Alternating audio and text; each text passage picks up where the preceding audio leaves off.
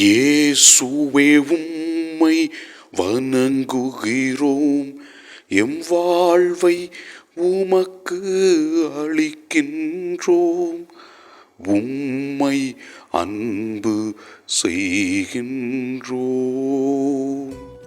இறைவா, நாங்கள் அறிவு தெளிவுடன் வாழ எங்களுக்கு தேவையான ஆசீர்வாதங்களையும் எங்களை மீட்டெடுக்க உமது மகன் இயேசு கிறிஸ்துவை அனுப்பியதற்காகவும் அவர் சிலுவையின் மீது அறையப்பட்டு கொல்லப்பட்டு எங்களை மீட்டெடுக்கின்ற அன்பை கொடுத்து நீர் அவரை எங்களுக்காக வாழ வைத்த கிருபைக்காக நன்றி சொல்லி உம்மை ஆராதிக்கின்றோம். முதல் வாசகத்திலே நாம் இவ்வாறு வாசிக்கின்றோம். சிலுவையை பற்றிய செய்தி அழிந்து போகிறவர்களுக்கு மடமையே, ஆனால் மீட்பு பெறும் நமக்கோ அது கடவுளின் வல்லமை என்று. திருச்சிலுவையின் வல்லமை நம் வாழ்க்கையிலே வெளிப்படுத்தப்பட்டிருக்கிறது. திருச்சிலுவையிலே இயேசு அறையப்பட்டு நம் பாவங்களுக்காக மரித்தார்.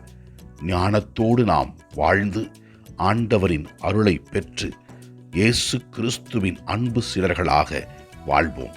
திருச்சிலுவை எவ்வாறு மகிமையானது, மேலும் ஆண்டவரின் அருளால் நாம் எவ்வாறு மீட்கப்பட்டோம் என்பதை பற்றி தெல்லம் தெளிவாக நமக்கு விளக்குகின்றது. இதோ நற்செய்தி வாசகத்திலே நாம் பார்க்கின்றோம்.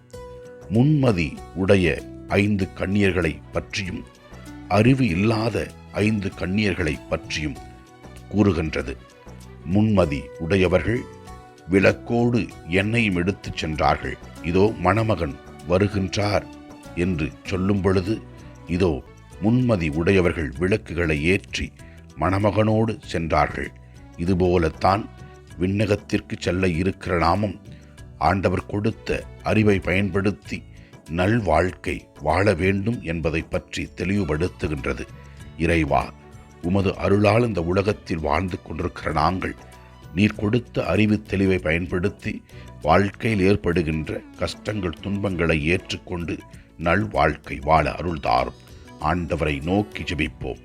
எல்லாம் வல்ல இறைவன் தந்தை, மகன், தூய ஆவியார் நம் ஒவ்வொருவரையும் ஆசீர்வதிப்பாராக. இயேசுவுக்கு புகழ். மரியே வாழ்க. ஆமென்.